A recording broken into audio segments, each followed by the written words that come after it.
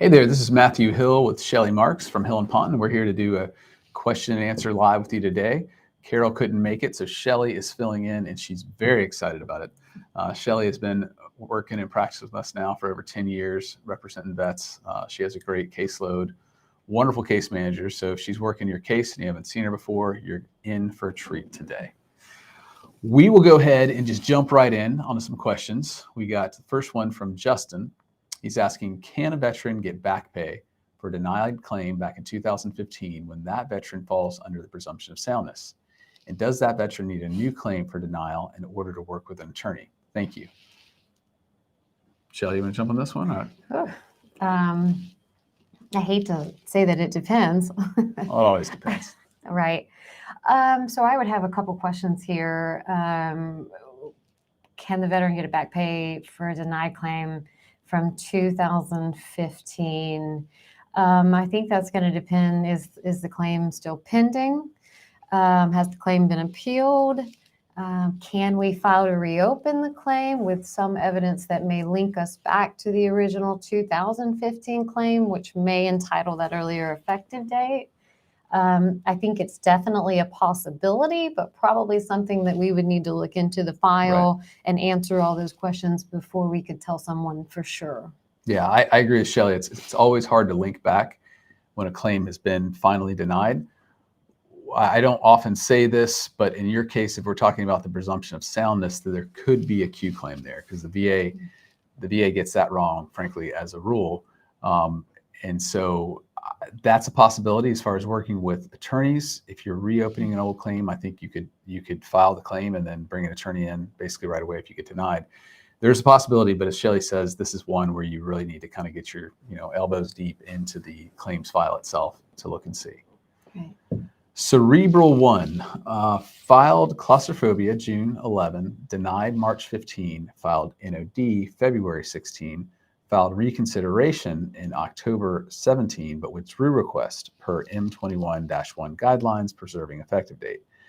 Appealed through March 2020. And let's see, denied March 2020. Appealed service-connected June 21 at 70%. Effective date to March 20, last CMP exam. Appealed effective date to June 11, pursued my claim from June 11 through June 21. VA says appeal in decision phase. Thoughts? Yeah, the first thought is I need to get a whiteboard and whiteboard this all out as far as all the different dates and stuff. That's a lot going on. I don't really understand what happened there when you filed you filed for reconsideration in 2017, but it looks like you had already filed an NOD. So I don't think that's relevant. That's the case, I think he does have an open claim back to that original case. So, right. And this is one, I kind of harp on this a lot, where the VA wants to keep your money. They say, oh, look, we gave you the service connection. We gave it to you at 70%, but they're still going to try to keep your money because that's going to be tens of thousands, maybe even $100,000 going back. So yes, I would keep pursuing that. Yeah, I agree. Definitely. All right. Bamboo Pandolif, good to see you again. Had a shoulder CMP exam 2008, was granted 0%, even though range of motion noted on decision letter should have been rated at 20%. Is this enough for Q? If it's as you say on the face of that, then yes, but the language had to be very specific in the CMP exam because you can't introduce any new evidence or any new law back to that point. So it's a possibility because orthopedic injuries and ratings are very objective. They're not subjective at all. So that could very well be the case. DJ Rock, hey Matt, hey DJ, good to see you. Your response to my question at the end of last week's live's Q&A was edited out. I was wondering if my question was unclear / needed to be reworded so you could more accurately parse it out. Okay, hopefully DJ, this is the question again. My TDIU was based on 60% for back, depression, GERD with an effective date of December 03. In the same letter, the MDD, major depressive disorders, increased to 70% effective June 2004. Do you see a path to SMCS backdated to 2004? My thoughts are possibly pending unadjudicated claim, duty to maximize failure, even with the 60% IBDS back injury. I remained 60% combined with the major depressive disorder and GERD. No SMCS just doesn't seem fair or correct. All right, I'm going to throw this to you, but first let's let the audience know. So what he's saying is a couple things. There's a lot going on here, but this is, I think, important for folks to understand. He is getting a max rating through unemployability, 100% rating through unemployability, even though all of his disabilities don't get him up to a straight 100%. Okay. The VA has a duty to maximize your benefits under 38 CFR 4.1. They've got to find a way to get you the most benefits. He's wondering if he can get above 100% rating through what's called special monthly compensation /C. And there are two ways to do that. The way he's looking at here is the VA says if you have one rating that is a total rating, either IU or 100%, then and a combined rating of 60% with other disabilities, then you can get SMCS, which is about $300 or $400 more than the standard that you get for 100%. So, what are your thoughts on this? Well, so my understanding here is that the original grant of IU was based on a combination of his service-connected conditions, meaning one of them is not at 100% to qualify him for the SMCS. So the first issue would be to potentially have the IU based on the 70% rating for his mental health that has now been increased as of 2004. Argue the IU based on that condition alone, and then the SMCS, he should be eligible for the SMCS with the other conditions at 60%. Yeah, I agree. And that's, if you haven't filed, DJ, that's something you need to file right now to get your claims going forward. Now, the trick here, and honestly, it's law that's not completely defined yet, is could you go all the way back? You know, a claim basically goes back to the effective date of the last time you reopened, or when, you know, it's basically when did you open the claim or when did the disability appear. If you have a prior claim like this that is not open anymore, then typically you can't go all the way back. But a claim for special monthly compensation is an implicit claim. It's a claim the VA should grant without you even asking. Okay, so I think you have an interesting case to say you failed to maximize my benefits. You failed to consider SMCS. Therefore, that claim's still open, and I believe and I do it both ways. It's either due to the depression or it's due to the back, because both those would qualify to get you IU. Yeah. So I think you have a good case. It's going to be hard because it's not settled law, and they might just deny you because that's a lot of money they don't want to give away. Right. But I think it's worth pursuing. Mm-hmm. Okay. All right. So let's see. We're switching to some other stuff. Right. Hello from Japan. John, it is early in Japan. Thank you for clicking in here. That's great. Todd A. Let's see. I had a hearing this Monday with the BBA after waiting 6 years, completely rushed, and only got 30 minutes. The judge didn't even acknowledge disability I requested on my Form 9 for a condition. Can you file a new claim if, oh wait, sorry, Todd's just below that. Secondary to IBS, what can I do?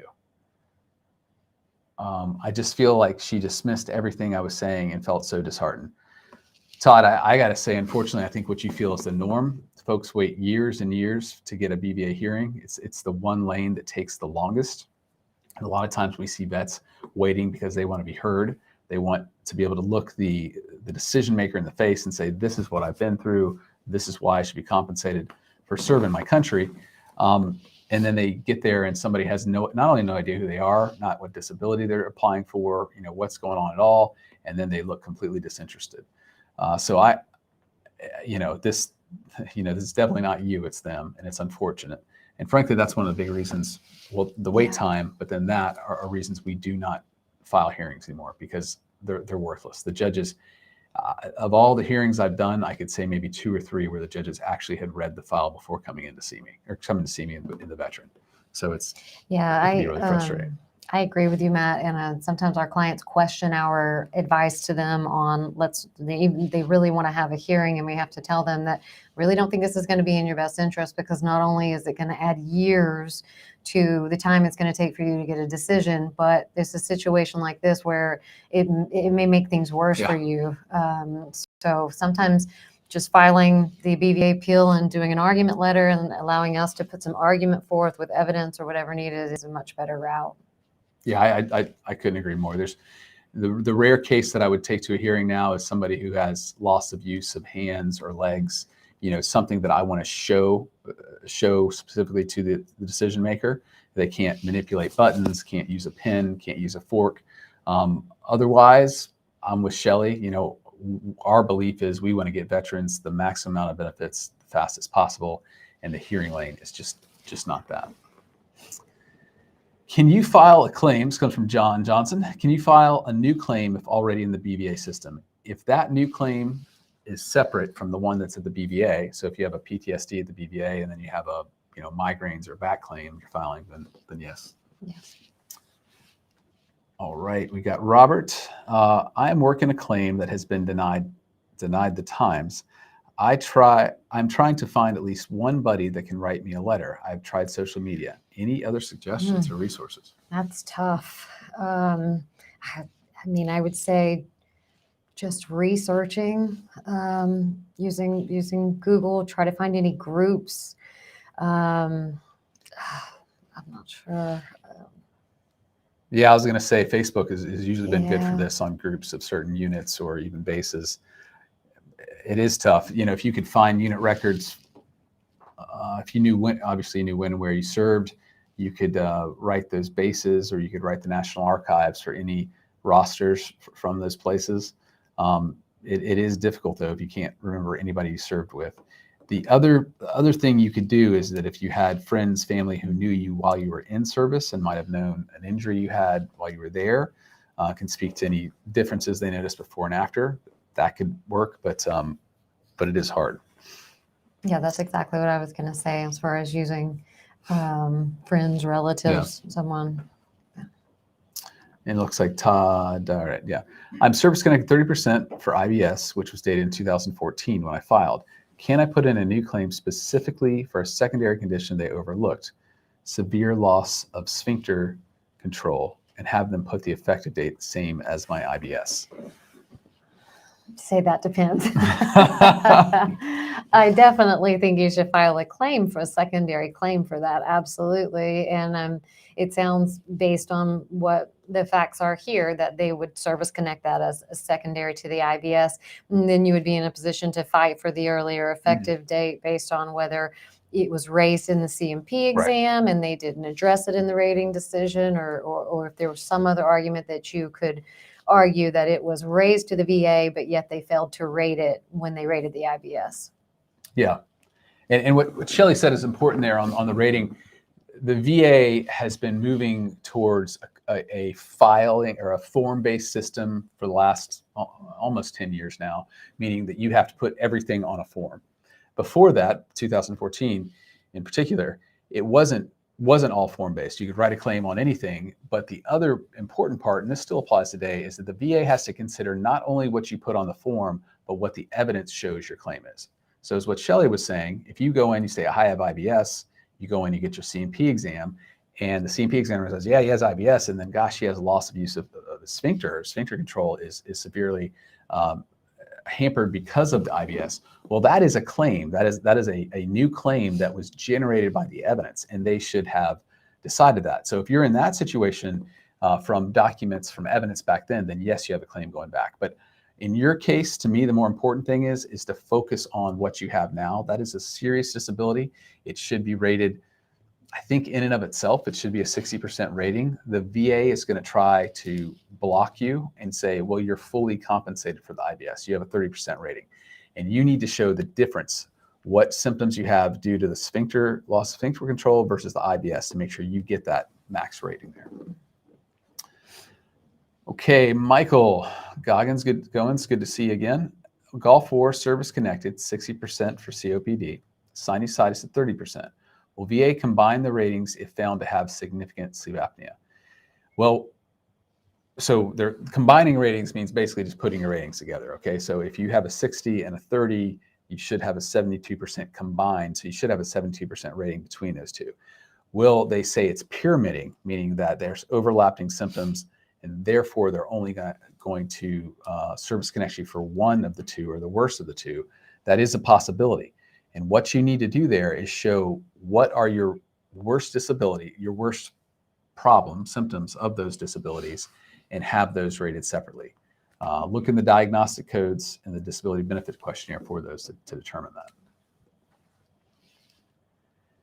JT, since we get paid for the month before, what day of the month can you pass away and families still keep the checks on the first?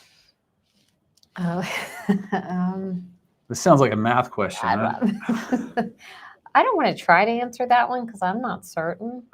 And I don't want to give any information that would cause someone to. Yeah, I think once the money hits your bank account, that's the thing you can be sure of. And I believe, I'm dusting this off in my head, but I believe the last month of the veterans benefits always goes to the vet because of that specific payment in arrears. Yeah. But we don't see that quite too much, so double check us. All right, Smith and Hueso. I have been diagnosed with chronic PTSD. Does that translate into a particular percentage? I'm active duty and applying for BTD, excuse me. Well, I would say it doesn't necessarily translate into a particular rating percentage, although you want to dig into what chronic PTSD means and the symptoms that are related to that and the severity of those symptoms. And the severity of those symptoms are going to be what's going to determine where your rating percentage is going to end up for the actual PTSD. So I would say definitely look into the rating schedule and the symptoms for each rating and go through it that way rather than just arguing that a certain rating for the chronic PTSD. Yeah, I agree.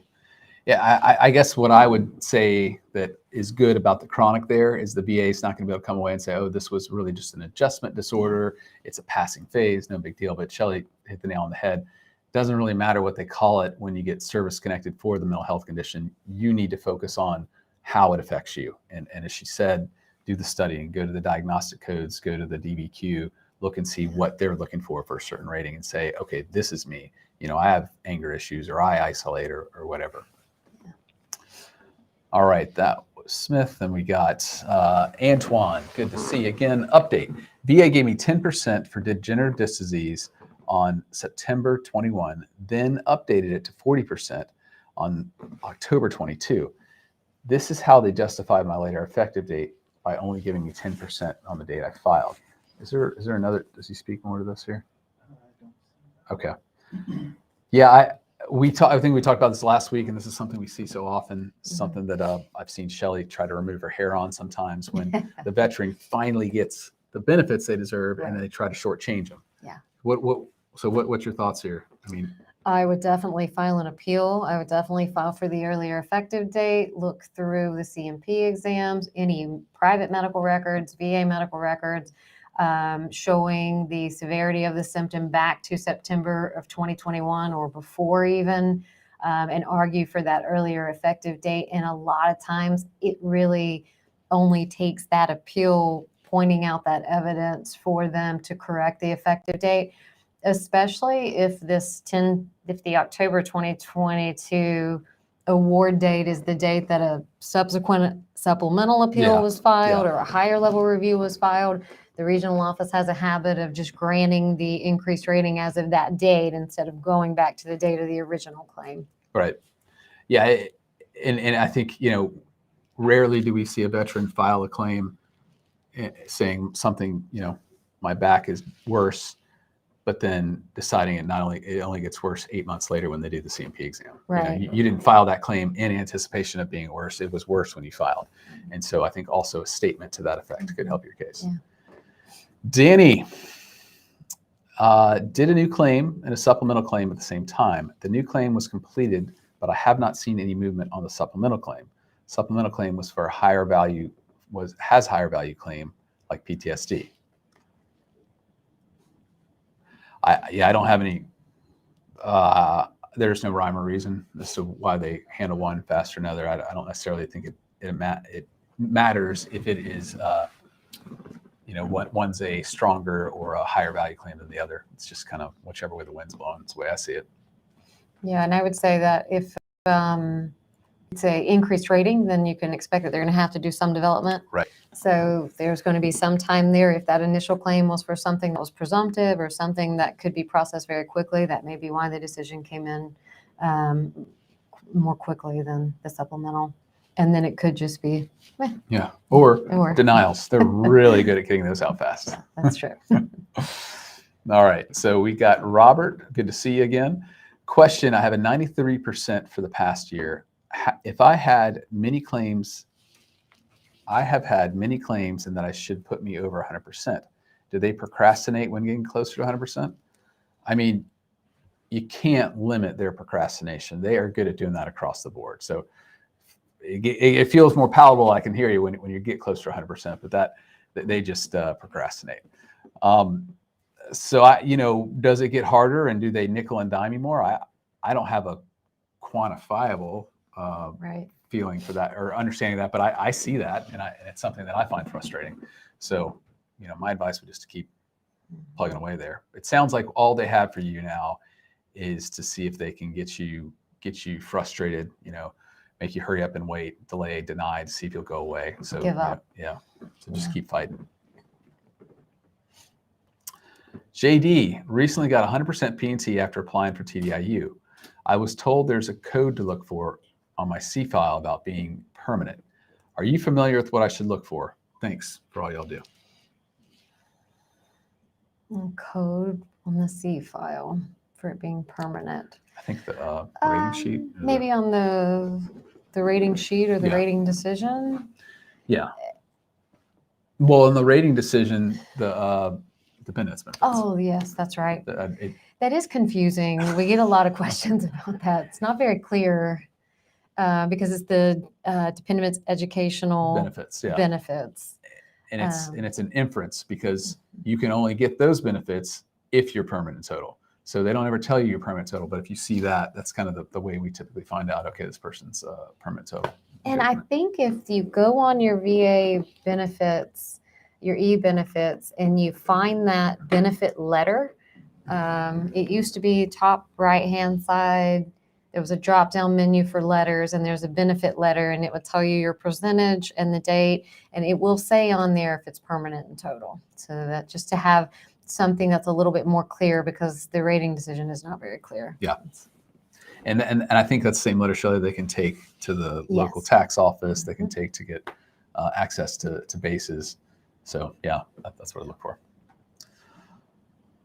Okay, John Price, diagnosed with fibromyalgia. Patients with non-service connected illness were associated with a higher risk of fibromyalgia.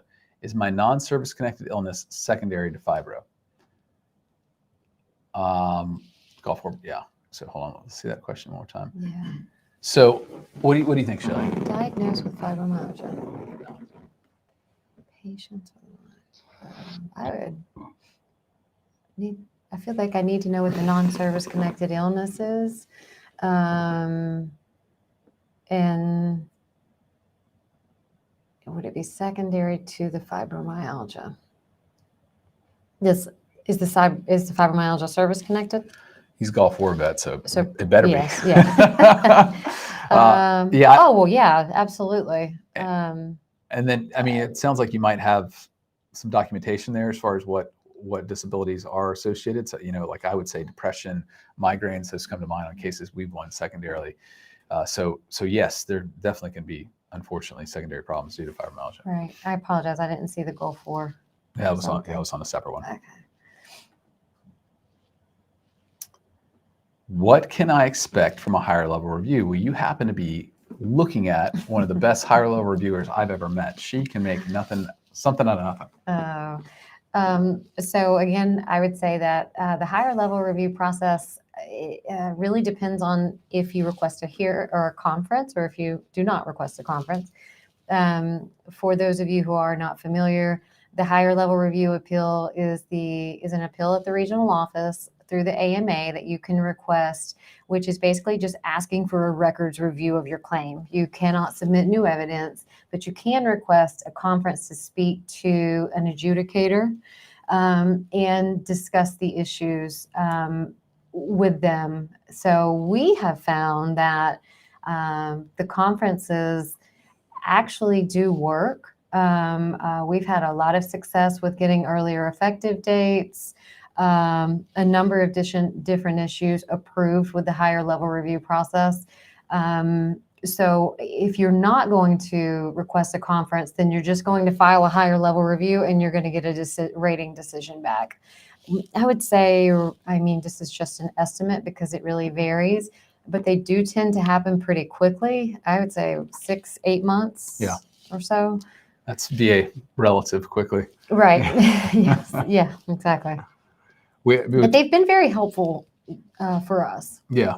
You know, Shelly and I are actually, we'll premiere a video on this. We're going to do a video just kind of a little more in depth on what we do. But Shelly, I think, has done a great job of kind of pioneering this. We had, you know, dozens and dozens of these, and we'd get denials, and Shelly would kind of look here, look there, and found out a pretty good, I think, way to go forward and make sure at least you're getting the proper information in front of the adjudicator. So tune in. We'll put that out sometime soon. That sounds good.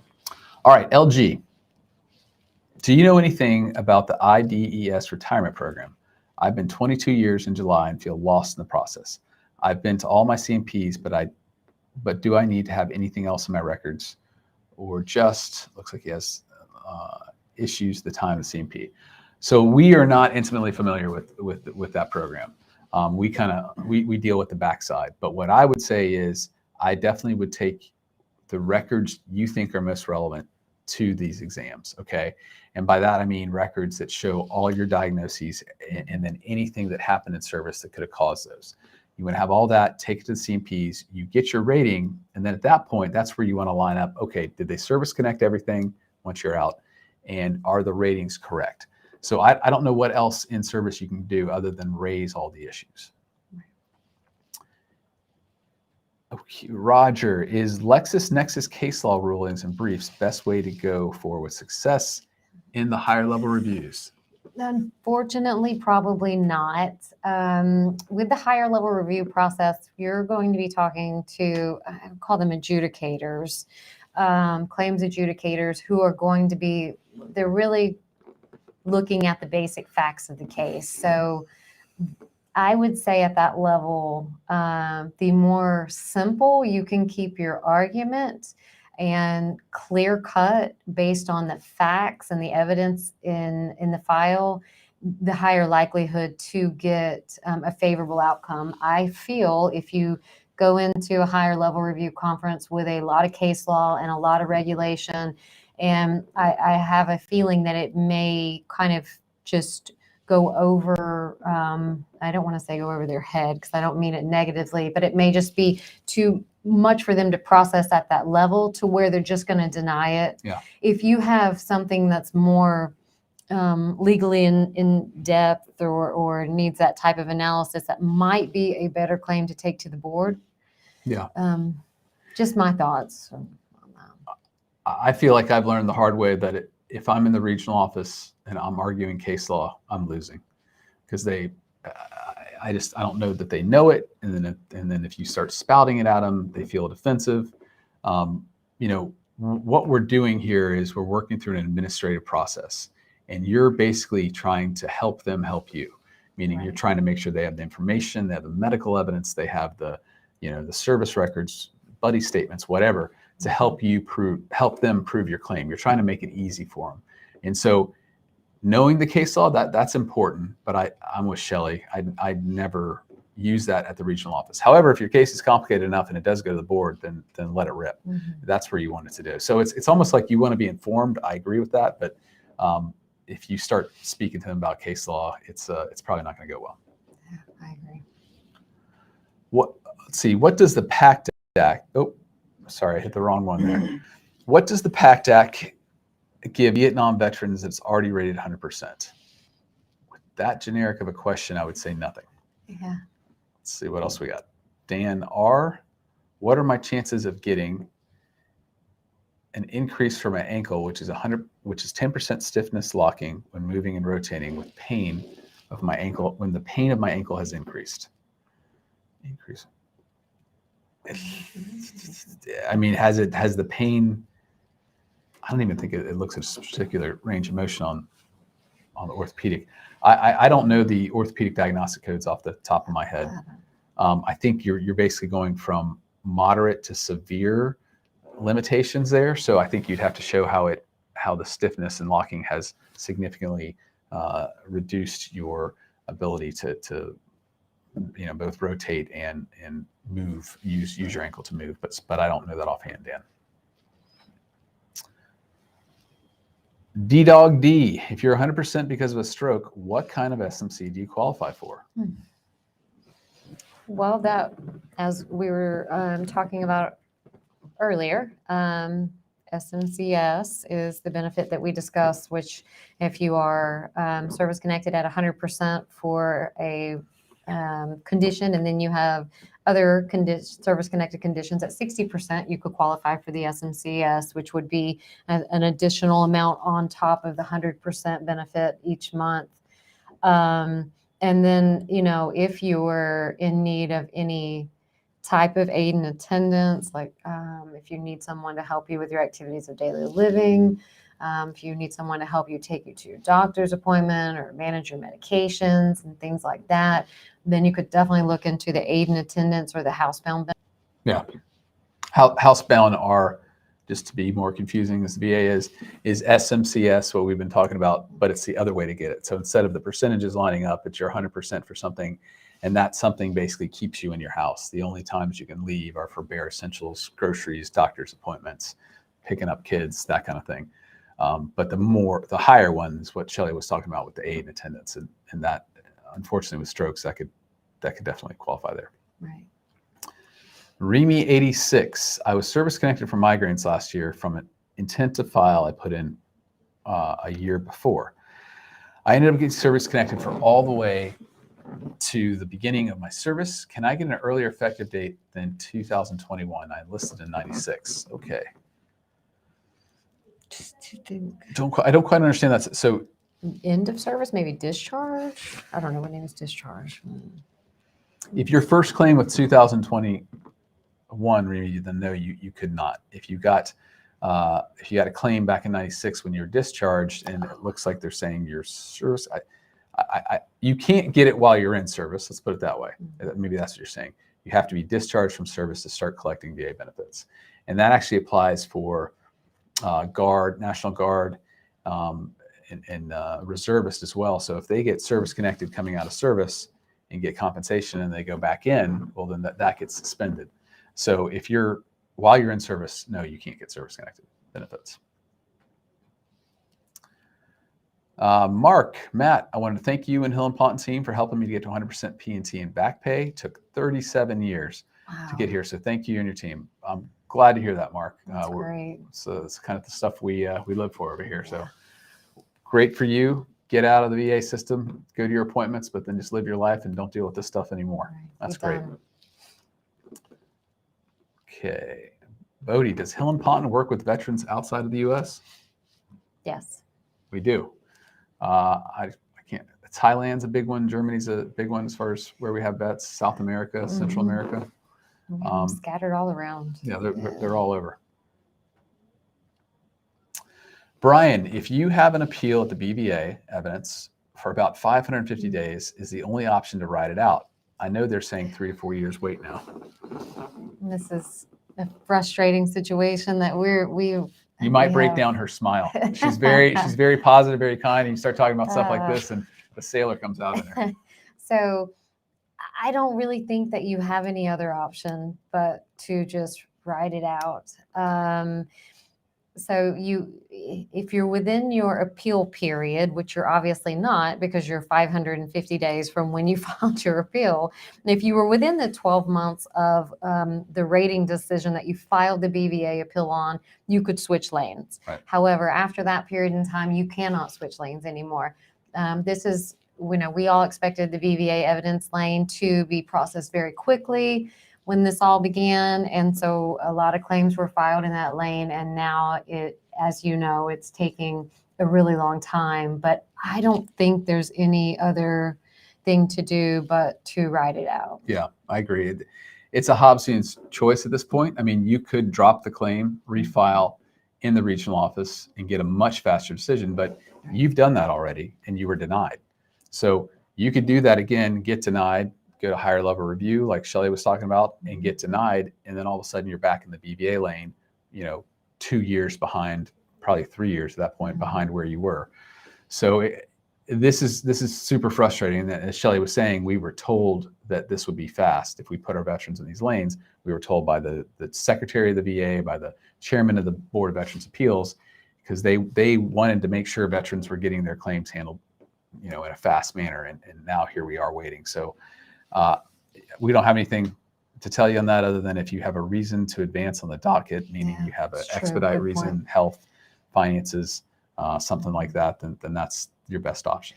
So Matt, if you were to do that, if you withdrew the appeal from the board and you refiled it at the regional office, do you think that they would get the effective date correct? Oh, no, they keep no. They keep your money. That's explicit. Right. If you withdraw your appeal, all this time you've been waiting now, that it's gone, and that's just another way they keep your money. So that's for us incredibly frustrating as well. Mm-hmm. Okay, Monty, I recently had a C&P exam, and when I reviewed their findings, I noticed none of my new evidence was used. Didn't even look at my nexus letter. Is this was noticed before my decision? What can I do? Goodness. It was noticed before my decision. So we're going to have to wait for a decision unless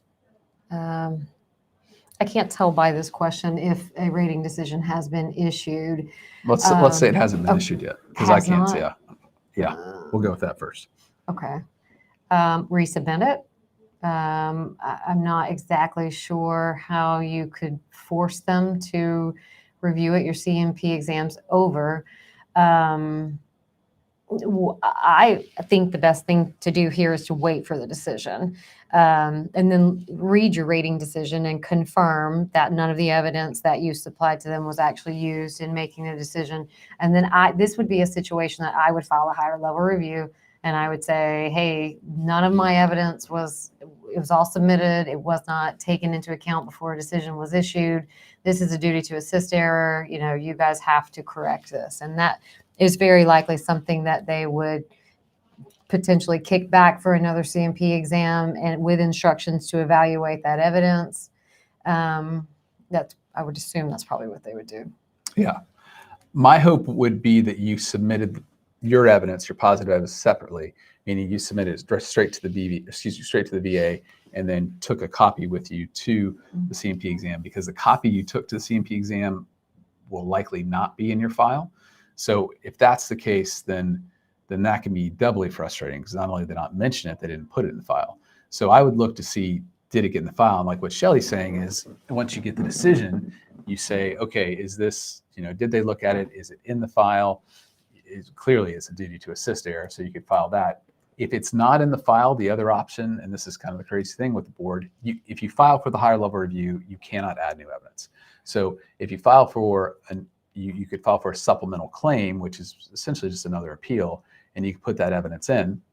You could also put in a statement saying, oh, by the way, I took this to the C&P doctor and they never considered it, and they should have considered it. So you have two ways to go. I mean, what Shelly's saying is, I think I won't say automatic, but a very high percentage remand, or they don't call it remand, do they? The redo, basically, from the higher level review, because they did not complete their duty to assist by having a thorough C&P exam there. LG again, let's see. I was recently denied for bilateral ankle condition because it was not clinically diagnosed, but favorable findings state that recent x-rays show bilateral degenerative changes. What should I do? Thank you. I would say bilateral ankle degenerative changes is not a diagnosis. So that, to me, is something. I don't know what it is, but I would press your doctor and say, okay, it's degenerative changes. Is it? Can you give me an actual diagnosis? Because you're lacking a diagnosis there. But it sounds like you have the foundation of it. So that's what I think you need to do. Wayne Key, 90% but my actual number is 93. I have 2 appeals pending for sleep apnea and increase for migraine rating. I haven't worked since September 19. Should I file for IU or wait? I would file. I don't see any reason to hold off on that at 90%.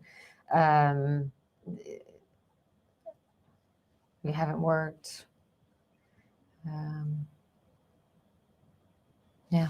I was trying to think of a reason not to, but I can't. I agree. And back to what we talked about earlier, if you have an opportunity there that one of these disabilities causes all the issues. You probably have other disabilities that combine to 60%, and you could get up to SMCS.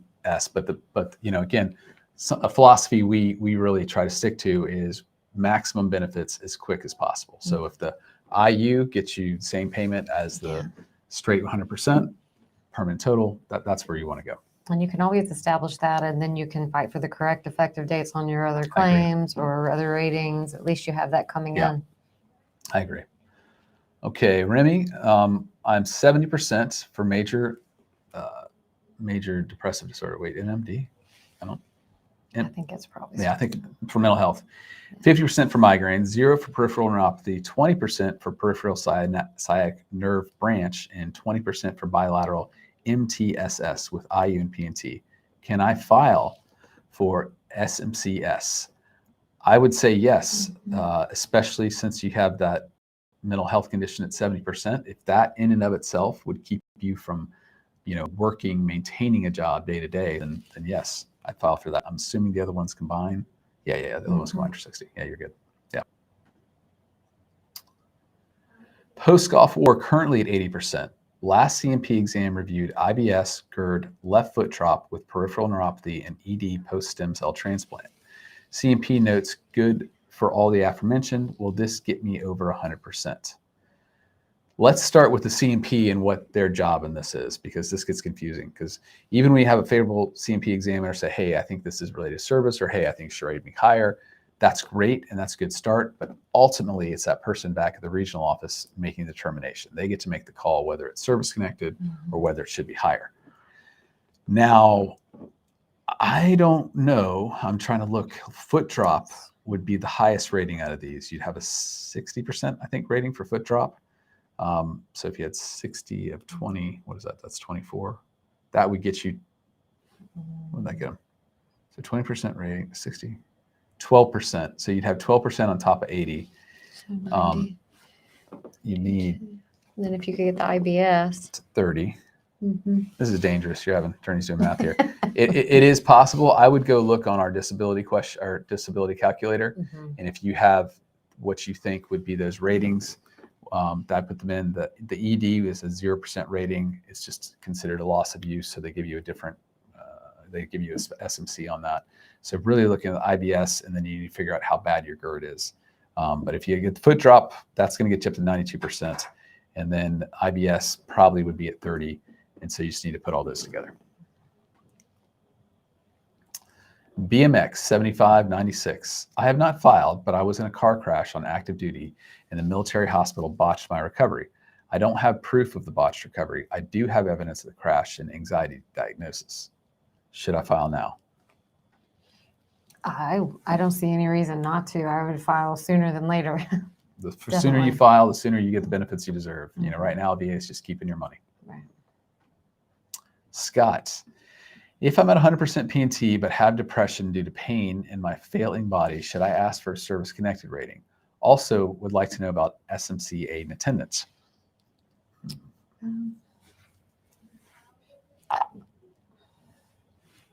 I guess I say this again, I'm always concerned about filing for something when you already have PNT for 100%.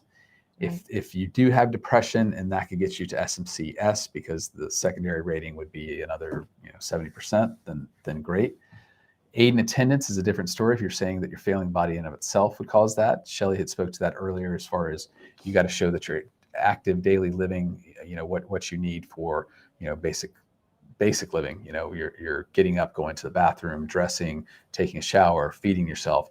Those are all things that if you need help on a daily basis, then yes, you should apply for that if it's related to these problems for which you're service connected. All right, John, I am 72 years old, 70% disabled for PTSD, haven't worked a full-time job since 2000. I've had a part-time job with 28 hours a week. Do I need a vocational expert for TDIU? In theory, she's going to say it depends. I'm going to say that you shouldn't. right? I don't think that you should, but I think that it would probably be good to have it. I think that it would be good to have a vocational expert just give an opinion about the work, the part-time work that's been done and how it's not gainful employment, just to set yourself up so that you're not having to go back and forth with a bunch of CMP exams and denials and, you know, things like that from the regional office. Yeah, I agree. It helps a lot. It's strong evidence. You know, what I think I'd add to what Shelly's saying, you don't, hopefully wouldn't need it if you had a letter from your employer basically saying, hey, I employ this person. They don't quite do what other people do in my office, but I give them leniences because they're my friend, their family, or you know what, they serve my country and I want to help them out.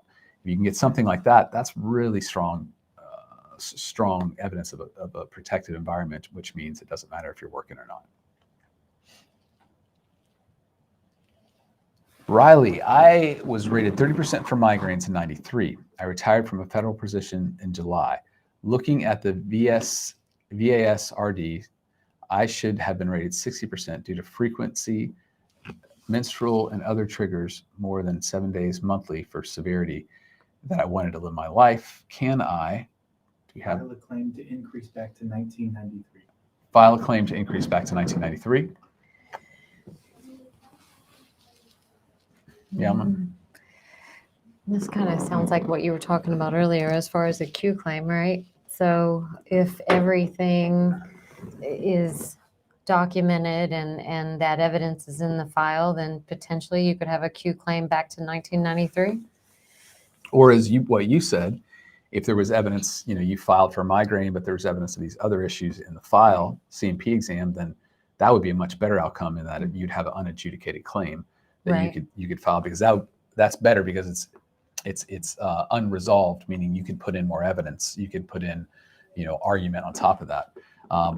Those are both unlikely situations. It's just hard. You definitely should put in an increase now, but getting all the way back would be pretty difficult. Super Friday. What is the 2022 poverty threshold for TDIU? I think isn't it calculated in the department, the Bureau of, I don't know, 38 CFR 4.16, and I think it's under the B section. It talks about if it's the Bureau of Commerce, I'm not sure, but it'll specify what they look to, because there's, poverty is calculated under multiple different ways in the government. There's different bureaus that calculate it differently, but it'll speak to which one they specifically look to. VK, I was medically boarded out. The VA is collecting money for my claim because I received compensation. Can I fight this? If you received a lump sum for your medical outboard, then they can take money back. They can take money back from that original rating. So this is where it gets a little complicated. Let's say you get out and they give you a 10% rating for mental health. Well, they can collect back against that 10% of, you know, let's say they give you $10,000. So they can either capture it all or take a percentage out. Now, if you go back in and refile and say, well, I think it's actually not 10%, but 70, and you get the 70, they cannot touch that delta, that differential between the 10 and the 70. That goes directly to you. So it's only from the percentage they gave you when you got out. Jason, I have submitted a supplemental claim for unemployability last month. I haven't worked in 3 years. I have an independent doctor to see this month. What are my chances of winning my claim? First, I would say it depends on your rating. I'm going to assume that you're eligible for IU based on your rating, and you haven't worked in 3 years. So it sounds like, if those are correct facts, that you have a good case. The independent doctor, I'm assuming that's someone that you're seeking services from. So that should be helpful. Another thing to think of is what we were talking about earlier with like the vocational experts. Sometimes they can help there too, because they can give more opinion on the vocational side of things as far as the limitations from whatever the conditions are that you have. But it sounds like you have a good claim from what I can tell. Yeah, I agree. LG, thank you always for these live sessions. Very helpful to have my questions and other questions from fellow vets answered. you're appreciated. Well, thank you so much. We love being here. And as I always say, we end up learning a lot too, but it's good to see what's going on in the community. So thanks so much. Great questions. We're skipping around a little because we're running kind of short on time. So if we missed your question, again, I'll go back to what I said. We haven't done this in a little while, but if you go to the community tab on our page at Hill and Ponton and you put questions in there, the questions that we see get a lot of responses and interactions. We'll definitely hit at the beginning of all these sessions just to make sure we're getting back to those.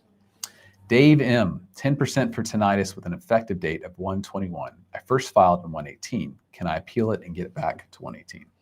Again, that really is going to depend on, has the claim been pursued since that original filing date in January of 21? Or is there, again, some reason or something, some evidence out there that could establish that we could argue that there was an unadjudicated claim for some reason? I don't know about back to January of 21, but certainly if you've pursued the claim from January of 21, or I'm sorry, January of 18, then you should certainly be able to go back to January of 18. Michael Lewis, I received my CMP exam for tinnitus and hearing loss on 9/22.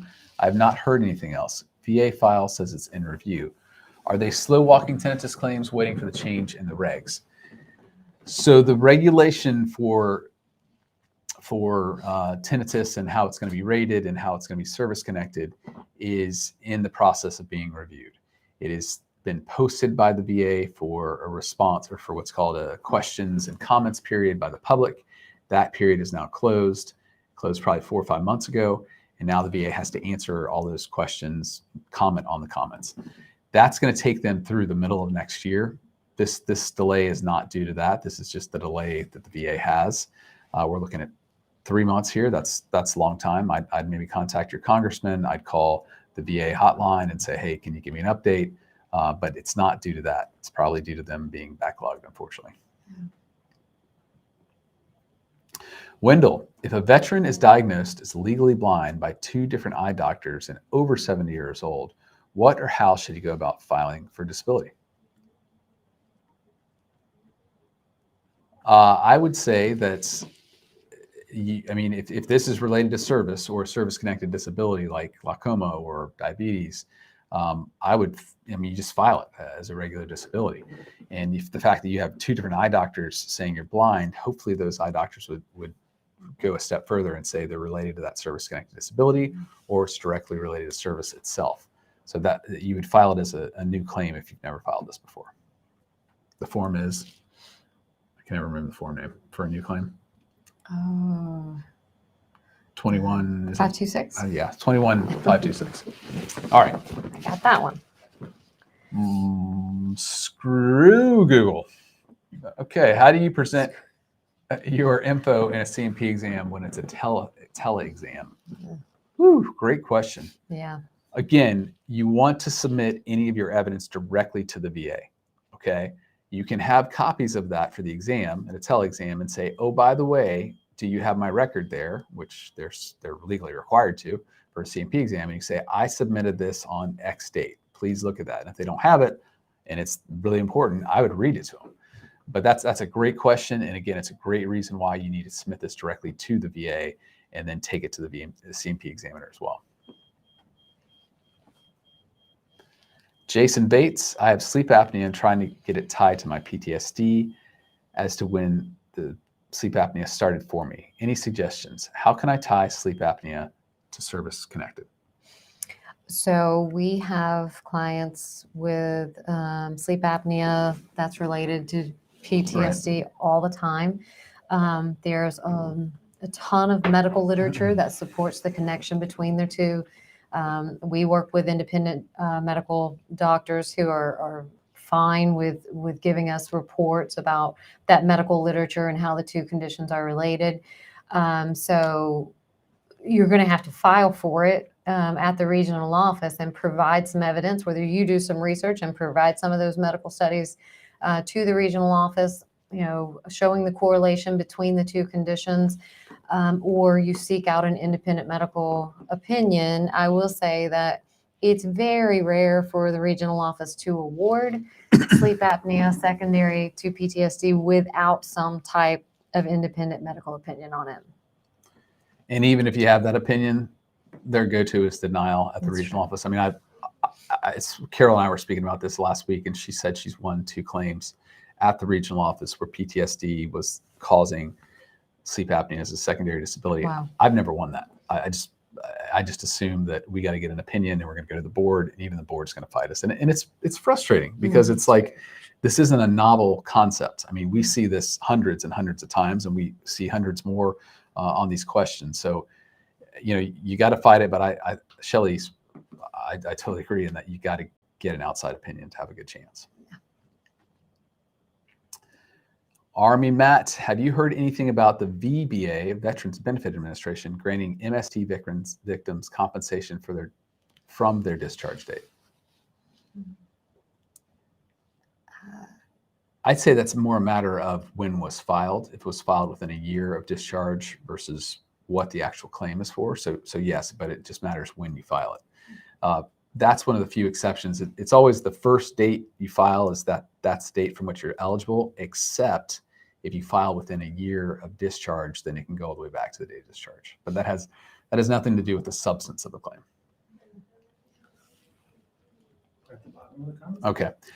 And I will add a little bit more on that. What happens a lot with military sexual trauma cases is that this is one of the few areas, like Shelly and I have been talking about, how it's hard to get a claim it's hard to get an effective date prior to the claim you currently are in the middle of. Okay. But with military sexual trauma, VA went out of its way to mess these claims up. I mean, they just didn't do what they're supposed to. One of the biggest things they didn't do is they would go back and they'd get a veteran's service treatment record. So were they treating in a hospital? What were their doctors saying? But they never got the service record showing, did they immediately move to a different base after the incident happened? Did they change their MOS after the incident happened? Did their performance records drop? Were they doing great on getting great reviews, and all of a sudden it dropped all of a sudden? Those are all markers that the VA admits are markers. And if the VA doesn't go get those records and you file 10, 20, 30, 40 years later and you get those records, or the VA finally puts those in them, and that shows that helps prove through a marker that you had this horrible thing happen to you in service, then at that point you can go all the way back to the first time you filed. So those are claims we take and we win. They're not, in general, they're not common at all. But unfortunately with military sexual trauma, they are a lot more common because this was a claim the VA just went out of its way to deny, and it's deplorable that that's the one they picked. Yeah. Okay, so I think we ran through the end of the gamut here. We appreciate y'all coming on. It's great to always hear how people are doing and doing well. We look forward to seeing you next time, and we'll see you hopefully next week. And thank you so much for my special co-host guest star here, Shelly Mars. Thanks. Have a great day. Take care.